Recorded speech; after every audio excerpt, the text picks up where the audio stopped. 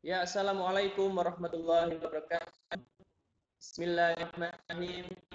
Ketemu lagi dengan Rahman ini Kamis tanggal 8 Agustus 2020. Kita pembelajaran tematik lagi. Seperti hari-hari yang lalu, kita membahas tentang ideologi Pancasila. Hanya saja kali ini pembahasannya adalah tentang lambang-lambang Pancasila. Ya, lambang-lambang Pancasila ini kalau di kelas 4 dulu, khususnya kelas 4C, pernah mengajarkan cara menghafalnya, yaitu seperti ini. Lihat kursor yang ini ya. Di tengah ada bintang, ada gambar bintang. Nah, ini sila pertama. Ditarik ke kanan bawah. Merah, merah, putih. Lihat kursornya warna ini ya. Jadi bintang, menghafalnya ya, ini cara menghafalnya yaitu bintang putih. Lalu hafalkan gambar, yaitu setelah bintang ada gambar rantai. Rantai ini kemudian ada banteng ya, kepala banteng, terus ada padi kas. Itu dulu cara menghafalnya yaitu bintang merah putih merah. Kalau anak-anak cara menghafalnya berbeda, dipersilakan. Itu hanya cara menghafal lambang-lambang dan Pancasila. Ya, hanya membahas Pancasila Garuda ini. Ya, kalau Garuda ini nanti beda lagi karena punya apa yang berbeda. Seperti bulu ini punya makna sendiri. Kenapa menghadap ke kanan ini ke kanan ya, bukan ke kiri. Kemudian ekornya ada berapa, artinya apa dan sebagainya. Kita fokus pada kita lanjutkan pembahasan berikutnya. Kita pertama seperti yang kita tahu adalah gambar bintang ya, itu ketuhanan. Ini bintang ini diartikan sebagai sebuah cahaya seperti Tuhan yang menjadi cahaya kerohanian di setiap manusia. Mengapa disebut setiap manusia? Tidak setiap umat Islam ya, seperti yang kita ketahui agamanya saja itu ya sudah agama itu yang disahkan ataupun yaitu agama 5 sekarang menjadi 6 ya. Contoh kegiatan yang bisa diterapkan sesuai sila pertama yaitu percaya kepada Tuhan yang Maha Esa, hormat menghormati dalam hal agama ya, rukun bekerja sama antar pemeluk agama dan penganut kepercayaan yang berbeda, tidak suatu agama atau kepercayaan kepada orang lain. Jadi di Indonesia kalian bebas memilih agama apapun. Sekalipun orang tua kalian beragama apa, kemudian kalian beragama apa, itu bebas. Ya, tapi jangan sampai yang sudah Islam, ya Islam saja terus. Ya, diusahakan imannya tetap kuat. Ya. Tetapi di Indonesia pada dasarnya agama itu tidak dipaksakan harus Islam tok. Ya, kalian boleh memilih agama lain, tapi karena kalian sudah sejak lahir hidup sebagai orang Islam, diusahakan imannya diperkuat ya agar iman itu tidak luntur di hati kalian. Itulah anak-anak sila pertama yaitu ketuhanan yang Maha Esa. Bintang emas ini dengan perisai berlatar belakang berwarna hitam dijadikan sebagai sila pertama dalam Pancasila yang berbunyi ketuhanan yang Maha Esa. Nah, ini ada gambar ilustrasi, ada orang Islam, ya, ada Kristen. Nah, ini simbolnya ada apa ini pohon Natal, Katolik ya, ini Katolik, Kristen Katolik. Kemudian ada Hindu Buddha, ini Hindu, ini Buddha, dan ini agama yang baru yaitu agama dari Cina, Konghucu, yang disahkan oleh tiga ya. Yang ketiga yaitu Bapak Kiai Haji Abdurrahman Wahid yang dulunya di era Pak Soeharto, agama ini sangat dilarang keras untuk melaksanakan ibadah. Nah, ada 6 ya. Ya, ada 6 agama. Yang kedua, yaitu simbolnya adalah rantai. Jadi tadi setelah bintang ada rantai, yaitu merah ya, merah dulu. Lambang rantai ini berwarna kuning, berlatar belakang warna merah, dijadikan sebagai dasar kemanusiaan yang adil dan beradab.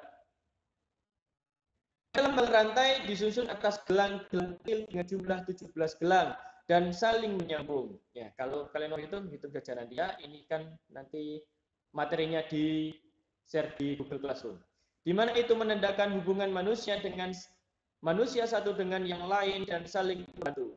Gelang yang berbentuk persegi menggambarkan pria, sementara gelang yang berbentuk lingkaran menggambarkan wanita. Ya, kalau diperhatikan dengan seksama, gelang ini ada yang kotak, ada yang lingkaran ya, kotak lingkaran atau persegi atau lingkaran gitu ya.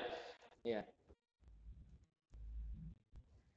Contoh sila kedua Pancasila yang bisa diterapkan bukan sikap sesama manusia yang rasa gemar menolong orang lain, tidak membedakan, berbicara kepada orang lain dengan santun ya.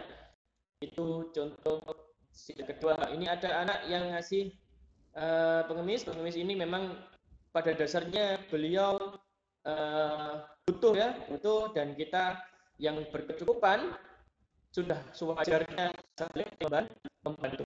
Itu adalah dasar atau ideologi kita sebagai bangsa Indonesia untuk saling membantu kepada orang yang membutuhkan. Itu sila kedua. Kita gambarnya setelah merah adalah putih, yaitu pohon beringin. Ya, jadi dari bintang merah putih, sekarang pohon beringin, sekarang pohon beringin. Pohon ini dilambangkan sebagai tempat berteduh dan berlindung. Seperti tadi pohon beringin itu pohonnya rindang, di sekolah kita juga ada. Ya. Kemudian ada akar yang menjulur, ini disimbolkan akar. Kalau ini tarik atau dijebol ya, ada akar tunjang. Apa akar tunjang itu? Akar tunjang itu akar yang lurus menengah ke tanah terhadap domba. Pohon beringin kan yang berbunyi Persatuan Indonesia. Contoh sila ketiga Pancasila dalam lingkungan masyarakat ya ini rela berkorban, cinta tanah air, mencintai produk lokal, bergaul dengan teman tanpa membedakan suku, ras, dan adat istiadat, ikut menjaga keamanan lingkungan. Nah, ini contoh-contohnya dalam kehidupan sehari-hari. Nah, ini ada gambar ilustrasi. Ini orang yang bergotong royong membangun rumah. Ya, kalau di Jawa istilahnya soyo. Ya, soyo. Mungkin di perumahan nggak ada ya. Kalau di perumahan itu dibangun oleh pemborong. Jadi kalau di kampung orang mau bangun rumah, pertama itu keluarganya dipanggil. Ya, keluarga, sanak famili, tetangga terdekat dipanggil, diajak minta bantuan. Ya. Dibayar Pak? Enggak ya, tidak dibayar, cuma ucapan terima kasih. Tapi kalau orang yang menghargai mungkin dikasih entah itu gula, entah itu bentuk penghargaan seperti makanan dan sebagainya. Ya, jadi tidak hanya ucapan terima kasih, tapi pada dasarnya kalau gotong royong tidak perlu dibayar atau kerja bakti itu ya. Baik, berikutnya adalah sila keempat. Tadi setelah merah putih, sekarang merah lagi, yaitu kepala banteng. Kepala banteng ini simbol kerakyatan yang dipimpin oleh hikmat kebijaksanaan dalam permusyawaratan perwakilan. Banteng merupakan binatang yang suka berkumpul, sama seperti manusia dalam pengambilan keputusan. Harus dilakukan secara musyawarah. Jadi simbolnya banteng itu suka berkumpul. Kenapa Pak? Enggak air saja kan juga berkumpul. Kenapa enggak ikan kan juga suka berkumpul ya. Kita simbolkan ini yang kuat ya. Kuat kenapa enggak ayam ya? Ayam masa simbolnya negara itu hewan yang biasa-biasa saja ya. Kita cari hewan untuk negara itu hewan yang disimbolkan seperti pemberani ya, seperti macan, seperti garuda yang gagah dan sebagainya itu ya. Kita simbolkan ini kepala Banteng. Contoh sila keempat Pancasila yang bisa diterapkan dalam masyarakat yaitu mengutamakan keputusan yang berbicara musyawarah, ya, tidak memaksakan kehendak orang lain, melaksanakan musyawarah mufakat, menghormati dan menjunjung hasil musyawarah. Kalau semuanya sudah paham ini. Ini ada ilustrasi. Ini seperti di sebuah desa, apa artinya kumpul musyawarah, ada moderator dan pemimpin dan sebagainya. Setelah musyawarah ini membuka yang sama untuk berbicara. Misalkan pemimpinnya dirasa kurang adil, mereka boleh beradu argumen, ya. Atau kalian itu ketika misalkan guru kalian atau Pak Rahman sendiri merasa kurang enak belajarnya, kalian boleh protes. Ya, Pak, tapi kalian harus setelah protes solusi, ya, solusi. Pak, mungkin seperti ini cara ngajarnya dan sebagainya. Nah, jadi kita hidup di Indonesia ini enak, ya. Jadi tidak ada yang namanya diktator atau orang yang menang sendiri. Kita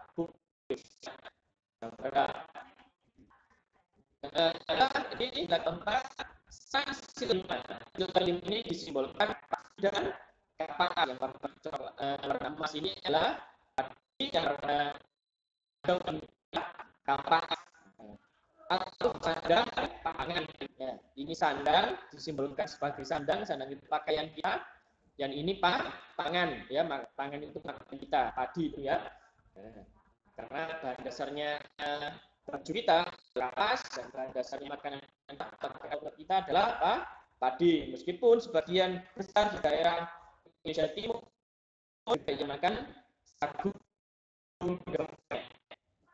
Pada Pancasila, apa dijadikan sebagai dasar sama berbunyi keadilan sosial bagi seluruh rakyat Indonesia. Padi dan kapas dimaknai sebagai salah satu kebutuhan rakyat Indonesia tanpa melihat status kedudukannya. Soge, miskin, semuanya butuh makanan, butuh pakaian. Sekalipun pakaiannya kalau tingkatannya orang yang kaya mungkin lebih mahal, sedangkan orang yang kurang berada mungkin murah-murah, ya. Atau juga makanannya orang kaya mungkin enak-enak dan sebagainya, yang kurang berada juga makanannya biasa-biasa saja.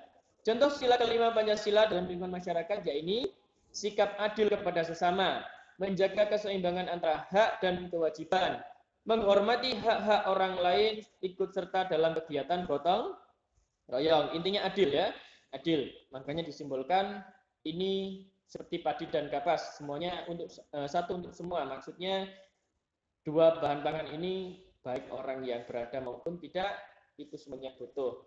Nah, ini adalah simbol dalam satu keluarga semua mempunyai hak yang sama, ya, baik kakek nenek, ayah ibu, anak adik, kakak dan sebagainya, itu mempunyai hak yang sama di dalam keluarga, yaitu mendapatkan kasih sayang. Nah, jadi kalau kalian kebetulan tinggal sama kakek nenek sampean, nah, ini tetap harus dikasih sayang karena beliau adalah kakek nenek kita, itu adalah orang tua dari orang tua kita. Maksudnya yang kita tetap harus mendapatkan kasih sayang. Begitu juga sebagai anak tetap juga kasih sayang, gitu, ya. Nah, itu saja. Terima kasih. Semua yang dijelaskan Pak Rahman tadi dicatat di buku tulis. Nanti ditugaskan adalah sebuah foto itu nanti dikirim di Classroom. Nah, soal foto itu gimana, Pak? Foto itu kalau ayah ibu kalian atau saudara kalian pernah ikut CPNS, ada bukunya. Foto itu seperti ini, nanti kalian pegang buku, kemudian kalian ambil kamera foto, ya. Ini aja, foto selfie nggak apa-apa kalau kemungkinan orang tuanya lagi repot. Jadi dipegang gini bukunya, ya. Pakai seragam, ya, nanti pakai seragam, jangan nggak pakai seragam lagi seperti kemarin. Ada yang nggak pakai seragam, sudah dibilangin pakai seragam, tapi masih tetap nggak pakai seragam, ya. Hari ini seragamnya apa? Seragamnya busana, ya, busana. Ya, kalian cari busana yang biasanya dipakai untuk sekolah ini. Ya nggak harus seragam sekolah kan, hari Kamis memang waktunya busana. Ya, jadi swafoto buku pelajarannya dipegang gini, kemudian kalian foto, tak kasih contoh ya swafoto. Bentar ya, mungkin saya carikan gambar anak swafoto. Tapi nanti itu adalah buku pelajaran kalian ya. Nah ini ya, ini kan gambar apa ini? Kursornya Pak Roman ya. Anak lukis sebuah foto. Tapi nanti harus dilihatkan ya, kalian pakai seragam. Hari ini seragamnya adalah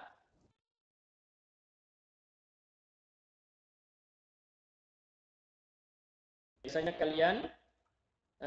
kalian apa itu? Buat sekolah itu. Nah, biar kayak sekolah beneran gitu ya. Kita lihat. Nanti nggak dapat nilai ya. Nanti nilainya yang swafotonya benar ya dapat nilai 100 otomatis. Yang swafotonya salah ya saya kasih terserah saya nilainya. Oh, salah kok ya. Ya. Tapi kalau benar insya Allah kasih 100 untuk penilaian hari ini. Untuk penilaian yang lainnya mungkin bisa menyusul, saya persilahkan. Mungkin ada yang tidak paham waktu dan sebagainya. Kita lihat ini dengan swafoto.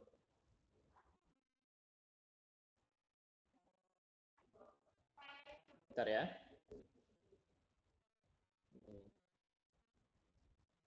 Ya, ini nanti Pak Rahman ngecek satu persatu. Nah, ini resolusinya jelek. Jadi swafoto itu kayak gini. Dipegang buku tulisnya, catatan hari ini, kemudian kalian foto. Boleh selfie, boleh dibantu oleh orang tua. Itu saja anak, sekian.